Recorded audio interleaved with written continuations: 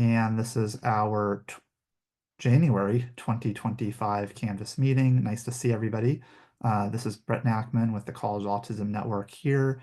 We're delighted that you could be here for our Canvas call. This is the College Autism Network Virtual Association of Scholars. We know that we've had many of you join us in the past as we share research and interesting programs and resources across the world of higher education and the work that so many of us do as it pertains to autism.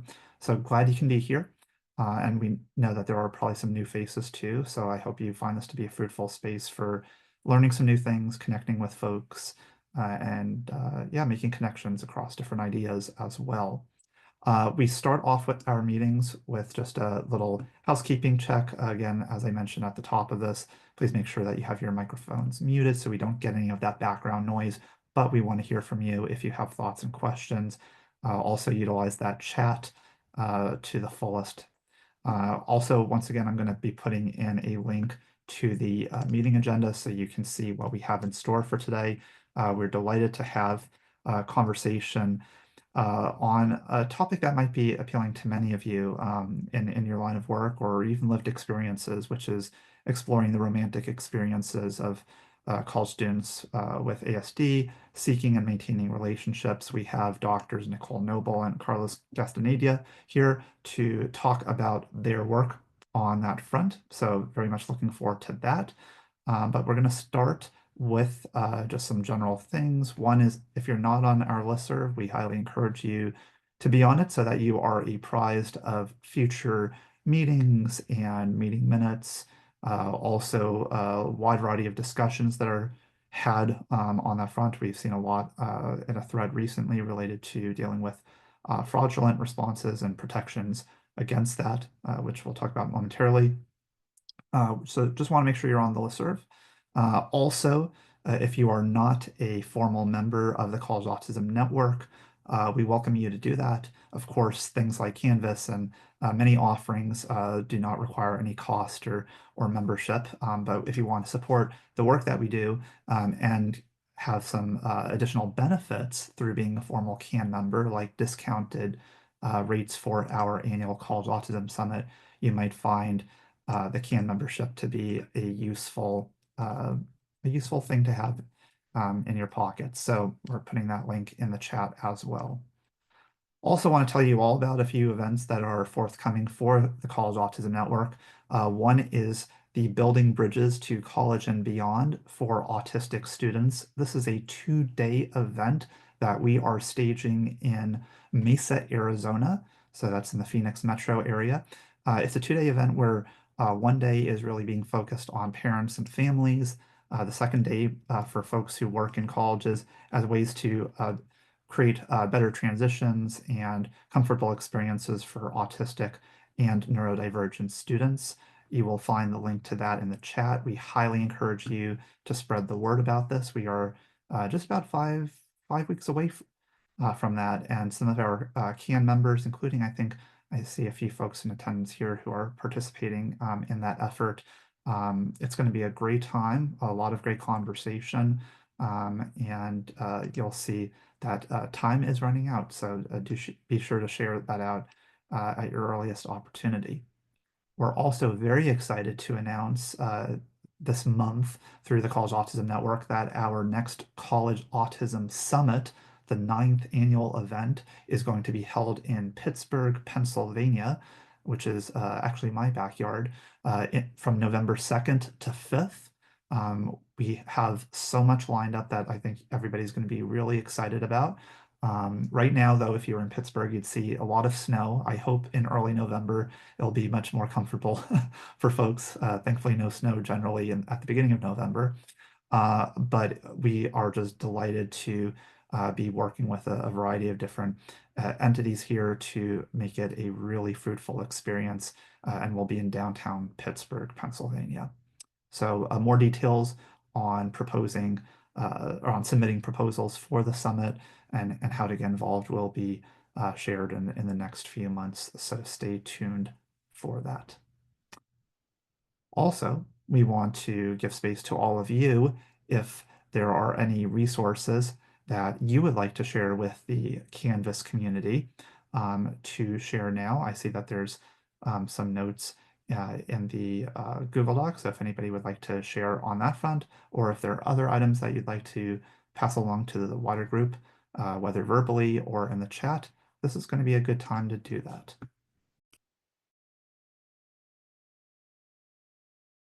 So I'm the guy who just dropped in a bunch of stuff. Brad Cox here, founded College Autism Network and assistant or associate. Jesus, I should give myself tenure at Michigan State University. Just for anybody who doesn't know me, I was the one who's dropping in all these notes on the follow-up of what has been a really interesting set of emails about fraud or bots inundating research, particularly on autistic students, both qualitative and qualitative, both small scale and large scale.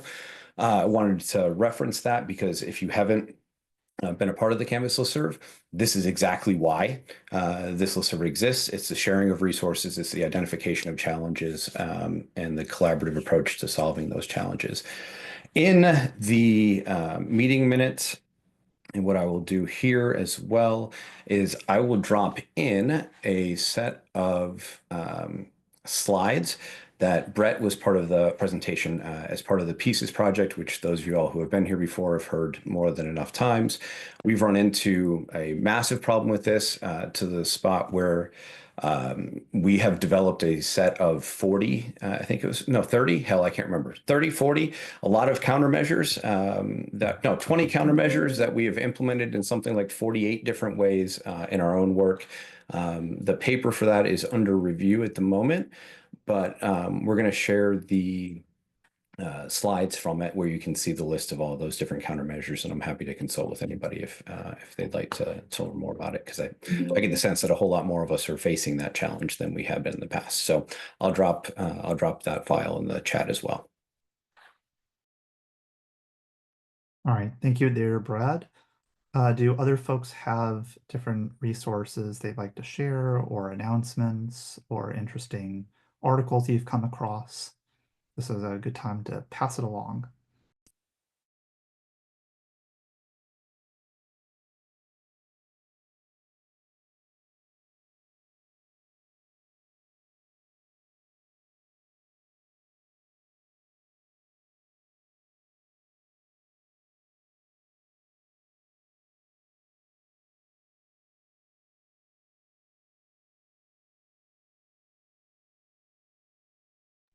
Same thing I encounter while teaching. It's right. It's like creating the space for anybody to contribute, but trying to read the room, and it's a virtual room. If there are items that you want to pass along, please put that in the chat at this juncture, and we'll be happy to engage with that. Feel free to also put in the meeting agenda itself, and we'll catalog that for other folks to share as well, or see as well. So at this point, I think everybody's just excited about our featured presentation. We have good attendance here today. I think there's a lot of energy and excitement around the topic of exploring romantic experiences of college students with autism spectrum disorder, seeking and maintaining relationships. So we are joined today. I'm going to pin them to the screen so that you can see their faces as opposed to just mine. We have Doctors Nicole Noble.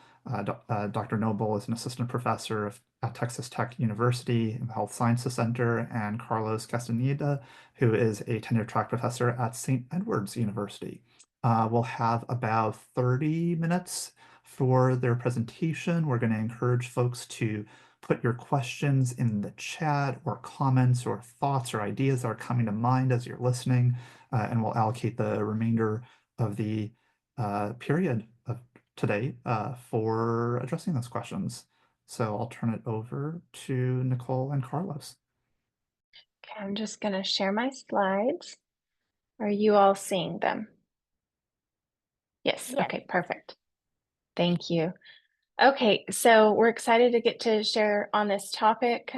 We worked on this research for about 2 years to make it come to life. So today we're going to be exploring romantic experiences of college students with autism spectrum disorder, seeking and maintaining relationships. And seeking and maintaining are two separate studies because we felt that they're distinctly separate skill sets to be able to seek and then maintain a relationship. So in today's presentation, we're going to be describing the 2 different projects that we completed that are geared toward improving our understanding of counseling. So we're from the counseling background, and we'll go over our background a little bit more. And then we're going to discuss some implications of each of these studies individually, and then broader implication of these 2 studies as a whole. So for all individuals, including individuals with ASD, romantic relationships are among the most captivating yet anxiety-inducing opportunities to test one's social skills. So before we dive in, we wanted to provide a brief background and information about us. So I'm Nicole Noble. I'm a licensed professional counselor in the state of Texas, and I've counseled individuals, couples, and groups in a variety of settings, including schools, higher education, and counseling clinics, and a private practice. And I'm currently an assistant professor of clinical mental health counseling at the Texas Tech University Health Sciences Center. Carlos, I'll give it over to you. Yeah, thank you so much, Nicole. Good morning, everyone. My name is Carlos Castañeda, and like Nicole, I am an LPC, a licensed professional counselor. I've supported the community in different settings as well, whether it's government agencies, school settings, and higher education, along with a private practice that's neurodivergent affirming. And I am a tenure track professor at St. Edward's University for the psychology program, and occasionally counseling programs for their graduate school. So before we dive in, I wanted to tell you more about the program and how we came about this data that we're going to be describing. So this is a part of the Connections for Academic Success and Employment, or CASE program, that is designed to assist college students with ASD and other developmental disabilities in navigating college and achieving their career and personal goals. So I served as the principal investigator to research this program as a whole, and we tried to come up with data that we thought would be meaningful to give some broader implications of. So as a part of this program, the students who participate in it are working on their bachelor's, master's, or doctoral degrees at Texas Tech. And they meet with a learning specialist weekly, and then they have wraparound meetings with other professionals in their community 4 times a semester. And those meetings are designed to help them meet their educational and personal goals while navigating college, and to try to help them achieve employment after college. So we reviewed, for our notes, this project reviewed the wraparound meeting notes of those times that they met 4 times throughout the semester. And we reviewed meeting notes from these wraparound meetings that spanned 9 years, and there were 1,805 wraparound meeting notes. So it took a long time for us to go through. But using these meeting notes, we explored mental health concerns, and that allowed for a more robust data set. And so we used this larger data set multiple times for a few different studies, so that we didn't make participants experience being researched in different ways and try to get in different studies. So it was all just a part of their wraparound meeting notes that we gathered this data. And so here's some of the demographics of our student population. Again, like I said, it was from spring 2012 to fall 2021. And gender, ethnicity, and age, the mean age was about 19 years old. So to review this data, we used Braun and Clark's thematic analysis. So first, we familiarized ourselves with the meeting notes. And again, there were a lot, and it took us a very long time to go through. Me and one other graduate student at the time reviewed all of these meeting notes. It took like a year and a half just to get through the notes. And then from those notes, we looked for social concerns throughout, and that was the first broad thing. And then within this topic of social concerns, we tried to identify some initial codes. And from there, we came up with the topic of romantic relationships, just because we were trying to make the data meaningful in a way that didn't just bore us completely.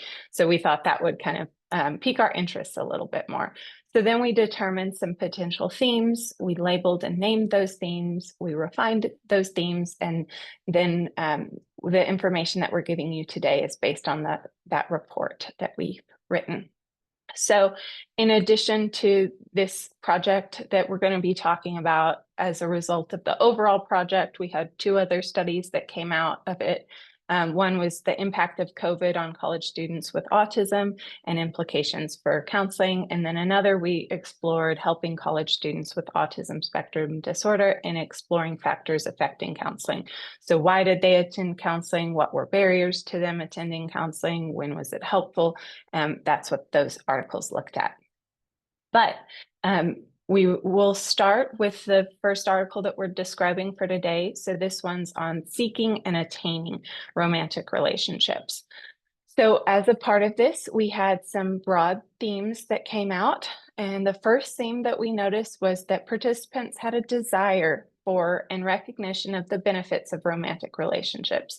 And among some of the benefits that they identified increased confidence if they were to enter in a romantic relationship. So these were some of the reasons that they would approach or try to seek out these romantic relationships. So they saw increased confidence and an enhanced sense of self-efficacy in other challenges in their life. So if they were doing well in the romantic arena, then that might make them feel more confident achieving their academic and career goals, improved sense of self-worth, elevated positive feelings and mood overall, sense of belonging, and a sense of safety and support due to the romantic relationships.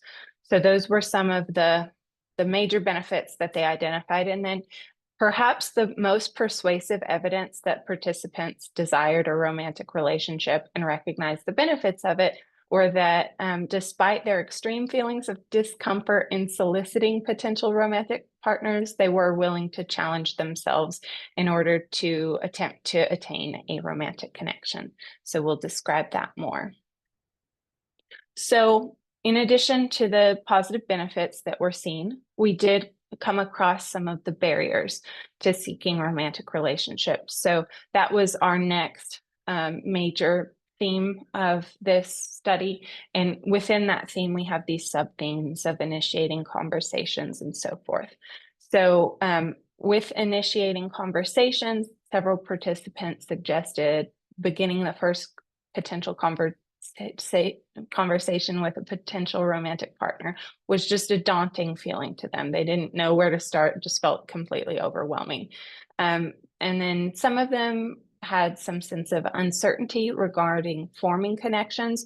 So even if they were to begin a conversation or reach out via direct message somehow, after that, they felt that the issue then became, how do we find common ground and try to make this an interesting connection to see similar interests? And so they worried about practicing that and having goals in mind with that, but forming that connection was their next kind of concern.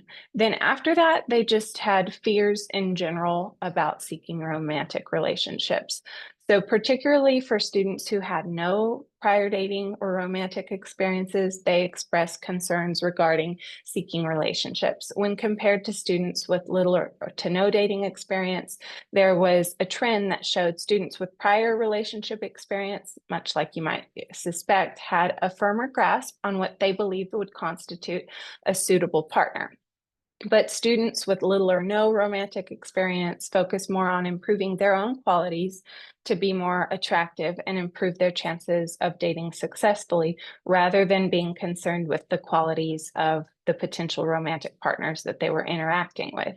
So this perspective would contrast with the few students who did have some dating experiences and were able to apply what they had learned with clearer consideration of the qualities that they wanted for a potential romantic partner. Then the next area was potential romantic partner rejection. So the rejection participants encountered throughout the study spanned from minor rejections of unanswered emails, texts, messages, and so forth, to rejection from being in close proximity to romantic partners, so potential romantic partners walking away when they were engaged in a conversation, rejection from initial conversations, rejection in the middle of a conversation, rejection through being stood up on dates, or rejection for additional dates or continued involvement. So the rejection did occur. And next was excessive attention and difficulty understanding romantic cues. So this was not common in the data, but there were a few participants throughout that did have trouble, because there's a fine line between illustrating interest in a potential romantic partner and making them feel special, and making someone feel uncomfortable in attempts to find that romantic connection. So unfortunately, due to the difficulty of reading subtle cues and nuanced nonverbal and facial expressions, some participants unknowingly engaged in behaviors that did make some individuals they were trying to seek romantic relationships with feel uncomfortable. So due to seeking romantic partners being a prominent goal in some of the participants' lives, and the recognition of numerous barriers that impeded their success in attaining these romantic relationships, some participants identified strategies to attain romantic relationships. So among some of these strategies were improving their social skills overall, attending counseling for that goal. That was one way they attempted to improve that. Another was to attend groups or workshops on flirting or making friends, relationships, social skills in general, participating in organizations and activities where they could find people who had common interests with them and have common ground from, and practice conversations in those, and then identify potential conversation topics to begin with for when they wanted to approach their potential crush, and practicing complimenting their crushes, identifying potential dates and strategies to ask out their crushes. And then some use technology such as social media or dating apps to identify potential romantic partners. So when diving a little bit more into the technology component, as Nicole mentioned, some of them that were frequently used were social media, dating apps, and even gaming networks for the romantic relationship, to try and form romantic relationships. And benefits included avoiding that in-person rejection that we know can be very challenging for all of us, but and identifying interested potential partners. This became one of the patterns that we've noticed. Some challenges with the technology-based relationships, we saw one common approach, which was the distant barrier. Some participants formed those connections with partners living far away, which created, of course, a lot of logistical and emotional challenges. One example is a participant managed who was maintaining a long-distance relationship across countries with another individual. But some of those barriers included navigating time zone differences and syncing up the schedules to communicate. Another concern was catfishing. So participants encountered individuals faking aspects of their identity online. And another example is a participant who identified red flags, quick requests for personal information, limited online profiles, suspicious photo origins of the person they were attempting to communicate with, and learned to use greater caution from that experience. Learning and growth, both positive and negative experiences with technology, contributed to those participants' own personal growth and improved their discretion in online dating. And basically, participants adapted by diversifying the social outlets and being more cautious when engaging in online interactions or conversations with said apps. The impact, so technology serves as both a tool and a challenge in navigating those relationships for the participants, but autistic college students in general, and requiring that critical thinking and adaptive strategies to maintain its complexities could be something that could be very beneficial for all college students.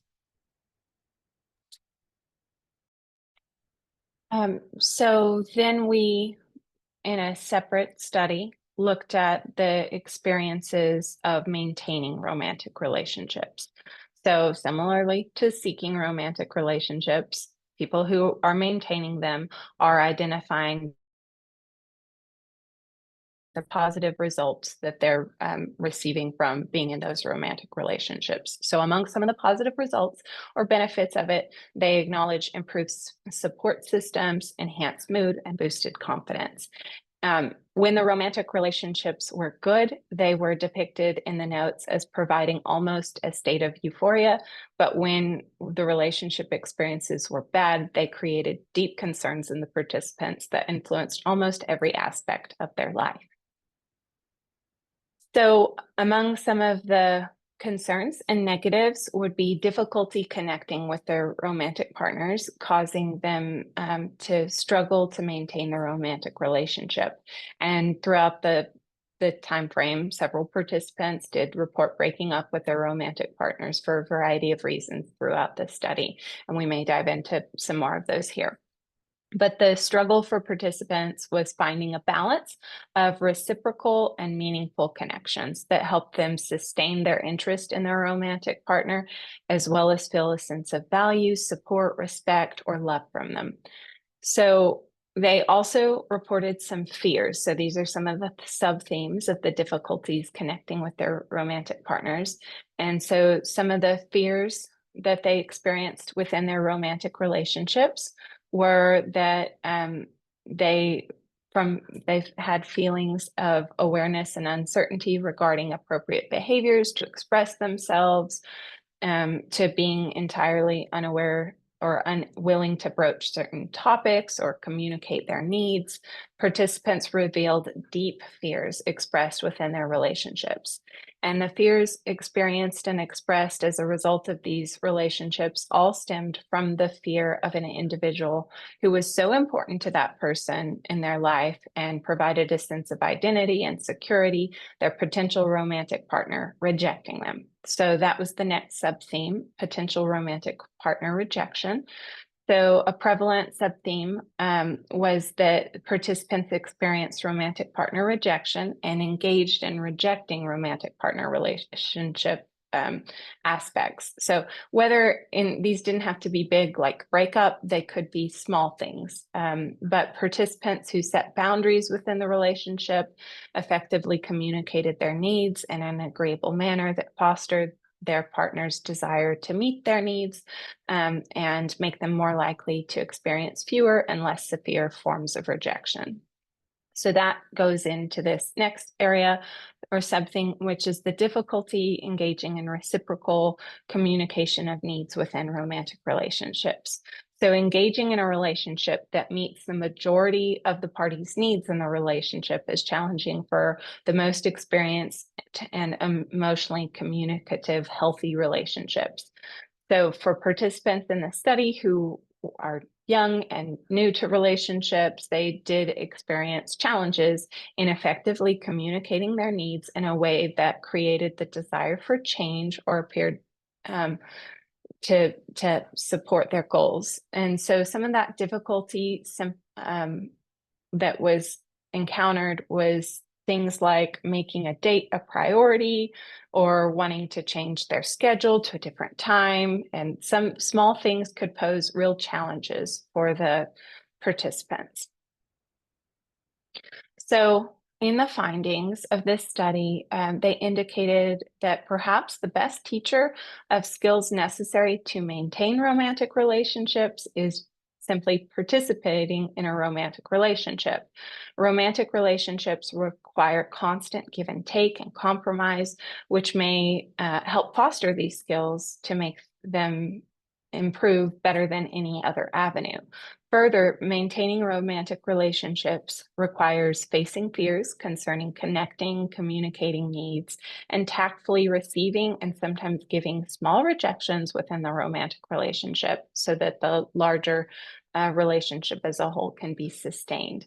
But helping individuals with ASD recognize these normal romantic relationship struggles and engage in intentional behaviors such as continuing to try to connect with their romantic partners despite fears or concerns of being rejected was something that we recommend for counselors as a result, as an implication of this study. And so while most, if not all, of the findings from this study could go to the general college population, likely, and most people likely struggle with these things to some degree, there did seem like some of the concerns were more deeply impacted for individuals with ASD than the neurotypical population. But we do want to say that we feel like the themes can be applicable to all individuals, and individuals with ASD are at a heightened risk of mental health concerns. And individuals with ASD may experience more complexity with navigating relationships.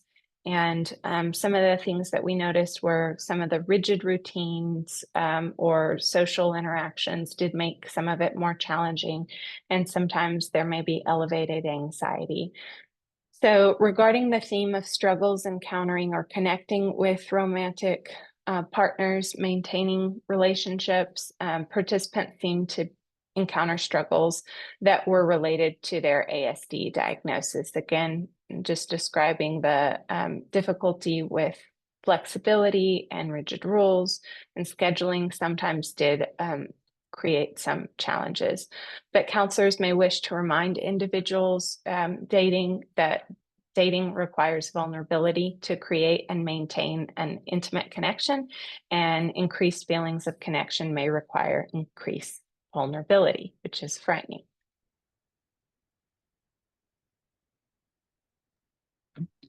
And as with any client population we work with as counselors, we should seek to tailor our approach to those unique needs of specific clients, but especially for our neurodivergent clients. So for counseling as a tool for social coaching, something that we've noticed is many of the participants sought counseling or wanted to see counseling primarily for some sort of social skill development, aside from mental health support. Social coaching is not traditionally part of a counselor's training, but it has become a central focus for the population's counseling needs. And given that there's that high demand, and counselors working with individuals with autism should develop some skills or competency in social coaching. We also want to focus on respecting scopes as well if individuals would require further more advanced in social coaching. However, integrating those into empirically supported treatments such as CBT, cognitive behavioral therapy, that can certainly address those cognitive distortions while helping clients achieve those social goals. And methods for that social skill development could include effective strategies like providing feedback on social behaviors, psychoeducation on nonverbal communication, role-playing activities, modeling appropriate social interactions. And then by adopting these practices, counselors can better support those unique and social and emotional needs to college students with ASD, and enabling them to navigate those challenges a little bit more effectively. So we do want to describe the limitations with this data, and there are quite a few. So the first limitation is that we had a single source of data, so we couldn't ask follow-up questions. We couldn't dive into more reasons why they broke up or understand the complexities of some of the interactions. We just had the data that was available. Another limitation was that it was not data directly from the participants in the study, from the students. It was written by learning specialists. So in some ways, that makes it a little bit less reliable. In some ways, it could make it even more reliable, because sometimes secondhand observations can be a helpful way to see more of the outside sources that the individual experiencing the rejection or something might not have seen otherwise. And then another limitation is that only college students in the support program participated in this study. So these students, because they're participating in this program, may be a little more goal-oriented to academic, career, or even social goals. So it might not be transferable to all college students with ASD because they were just students who participated in this program. So future research, we want to consider specific counseling theories and ways to apply those specific intervention techniques and target different populations within this larger group. So we just looked at participants as a whole and didn't think about sexual orientation or a variety of other things with it. So we think more targeted information would be helpful for us for future studies. But the strategies designed to support individuals with ASD and seeking and maintaining romantic relationships can benefit that wider audience. And then some of the interventions, we just want to describe social skills training, assertiveness. These were what the students indicated that they wanted, not necessarily our ideas of trying to impose that on them, but that was like their request throughout. And emotional regulation techniques to help the individual navigate these really emotionally charged encounters with romantic partners. But by continuing to study the unique needs of this population, we could uncover broader impact of these interventions and foster stronger, healthier relationships for all. Then we want to describe our future projects. So Dr. Castañeda. Yeah, absolutely. So we have just submitted took a couple of years, gathered data for individuals with ASD and comparing them with neurotypical adults on the social dating life during the COVID-19 pandemic. Wanted to learn aside from the pandemic itself, what barriers might be added that affect the romantic relationships and what forms of technology even were they using at that time? How were relationships sought and maintained? So really excited that it's submitted, hoping to find out in the next couple of months if and when it's published. The next one is our work on artificial intelligence. Our proposal was selected by the Journal of Counselor Preparation and Supervision on a special issue called Artificial Intelligence in Professional Counseling and Counselor Preparation, Innovations and Applications. And our specific work is on creating an AI known as an AI therapeutic adjunct. And a therapeutic adjunct would be an AI designed by not just counselor, but a healthcare provider who can design it to use and make it easy to design it to use it as ways of helping the client, participant, or patient in between their said sessions. So for counselors, it would be in between the sessions that a participant is seeing their counselor. They would use the AI adjunct if they need it during those in-between days to help with reducing distress. So we have our data. We recently gathered everything. We're near completion of writing it and submitting it for review for that special issue. And then these are our references that we use throughout. So now I think we're right at time. We wanted to open it up for questions. Should I stop sharing? Yeah, thank you, Nicole and Carlos. That was excellent. I know there's a lot of thoughts and reflections that folks have, and we'll go through some that are emerging in the chat. And as folks have further questions, please put them in the chat. I'm going to share what I'm seeing in kind of chronological order of when they were submitted here. So the first one that I am seeing comes from Kelly, who asks, what was the information on participants using dishonesty through manipulation, through technology themselves, e.g., so for example, photo manipulation using AI to send messages or not disclosing demographic information? Yeah, so some of the participants encountered somebody trying to catfish them and using their desire for a romantic relationship to do that. And so they encountered all of those things where somebody faked a photo and sending messages and not disclosing, but the participants were fairly savvy in that, it seemed, although sometimes it went a little farther. Did that address the question? I can answer. I was interested in, and I know this is something that maybe students might not disclose to a learning specialist or a professional, but like, did students disclose like, oh, I sent a photo that I touched up, or I used ChatGPT to send this message because I didn't know what to say, or I said I was a little older or a little younger than I was. I know there's a whole other conversation about when to disclose your diagnosis, but discarding that, which I think is a bit more thorny, more things that we would say are dishonest as opposed to you can choose to tell that in your own time.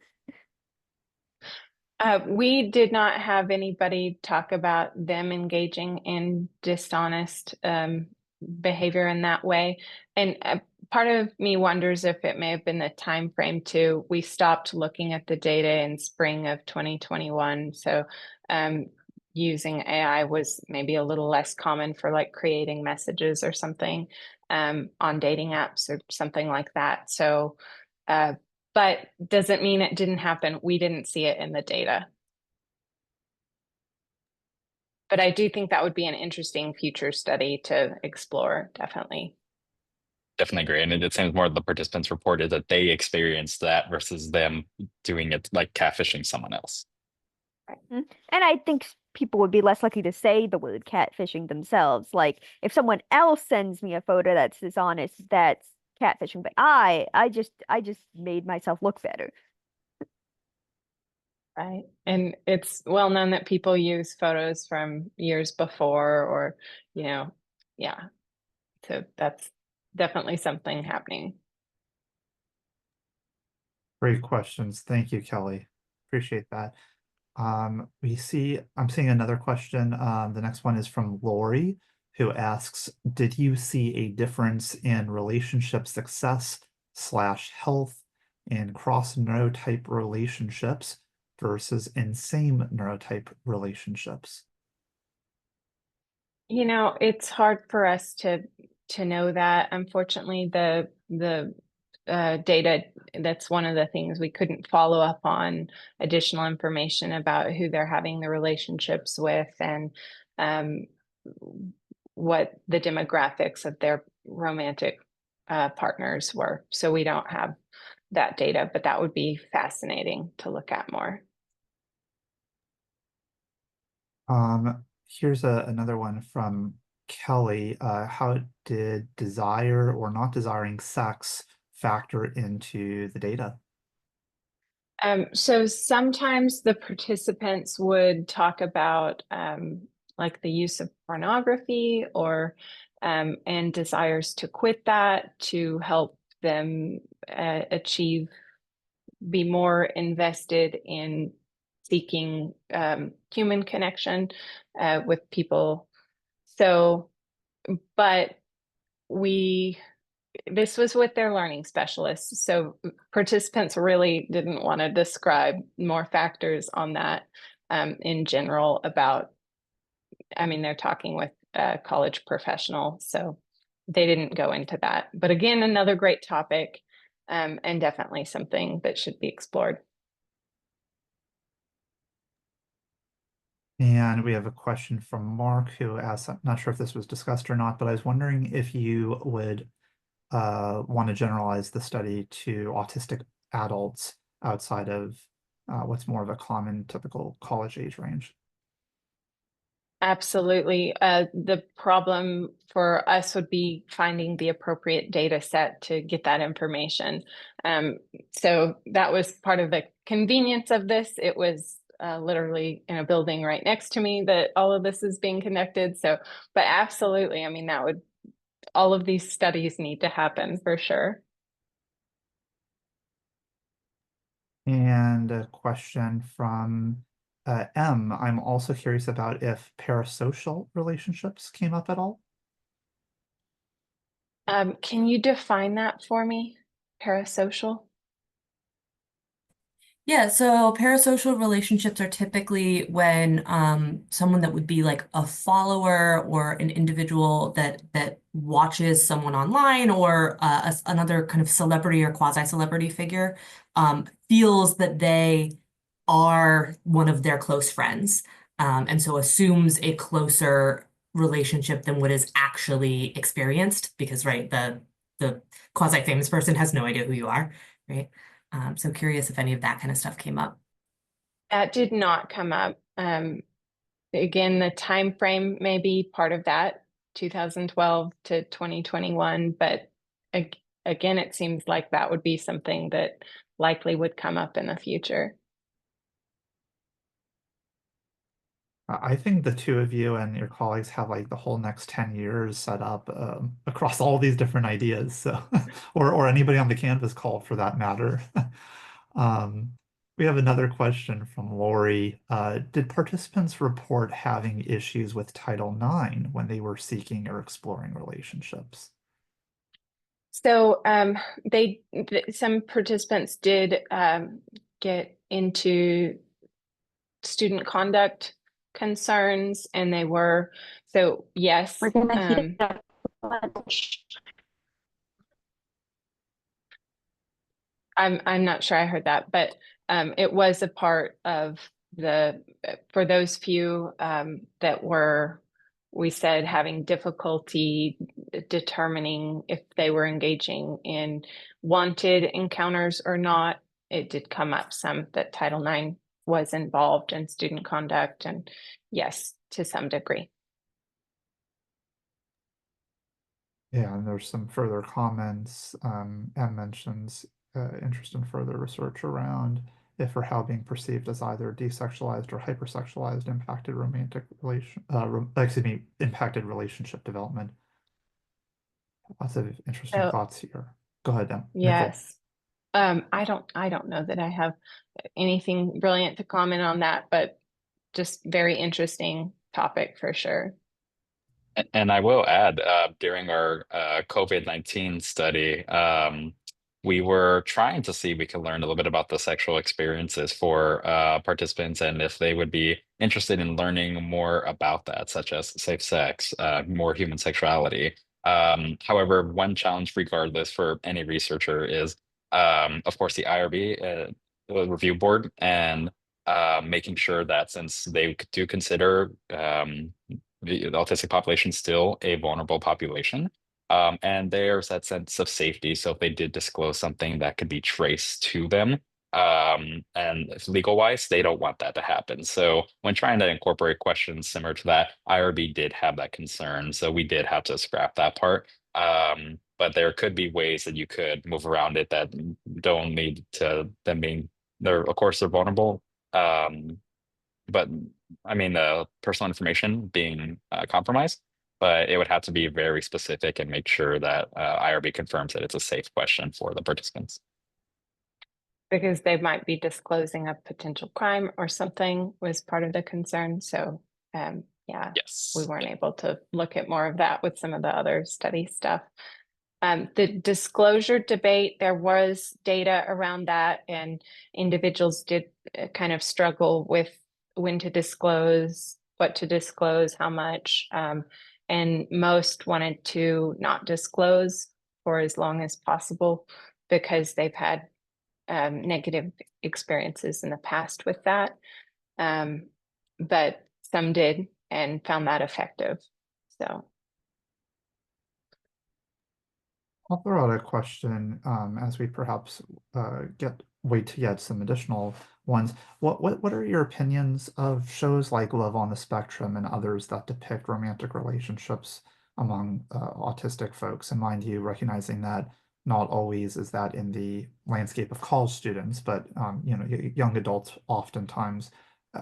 Given that you've been so immersed in this space, what's your sense in terms of how, and I think this was alluded to in a comment in terms of media portrayals of romance and dating for autistic folks. What's your sense there? you know, my thinking is it's both helpful and not, like some level of exposure about it and information, but then in some level it's also not really natural. I mean, it's on, anytime it's filmed, it's not really going to be as natural. We're only seeing aspects of it. I have enjoyed watching all of those shows, though. I will say that personally, I find it interesting. Carlos, what are your thoughts? Yeah, so I'm going to dive into the perspective of a counselor's experience versus a researcher. I've worked from kiddos all the way to older adults, and I do remember when shows were starting to come out about main characters, protagonists being autistic. Talked about it with one of the client's parents, and she had said, I'm just so nervous, like I don't want to watch them because I don't want that idea to incept in me that this is how my kiddo is going to be when they're older. So I said I respect that. And then another one is yes, definitely love watching the show. Agree with Nicole about that. Something that Kaylin Partlow, who's one of the cast members and really advocates for the autistic community of all ages. Now she had mentioned how she loved the cast; they were great with her and the rest of the. I'm sorry, she loved the I think recording team. They were great to her and the cast. However, one issue that she noticed when watching the show was the what's known as infantilization, meaning in the event where, let's say, one of the cast or character cast were talking, they might play songs or tones that sound kid-like, and change it like that to where it infantilizes the individual.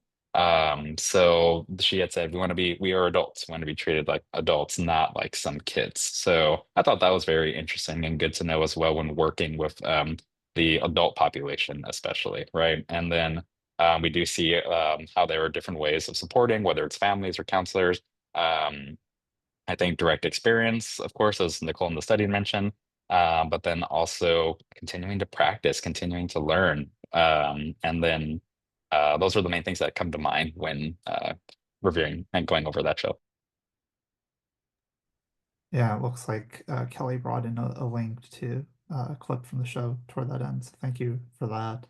Yeah, I find in my experiences watching the show, I find that it can be both positive and troubling, but particularly when the music is like really leaning into the like quirkiness part, right? Some of us in the autism community like want to leverage our strengths and see those as positives, but when it's almost like played for a joke or a laugh, then that's problematic territory.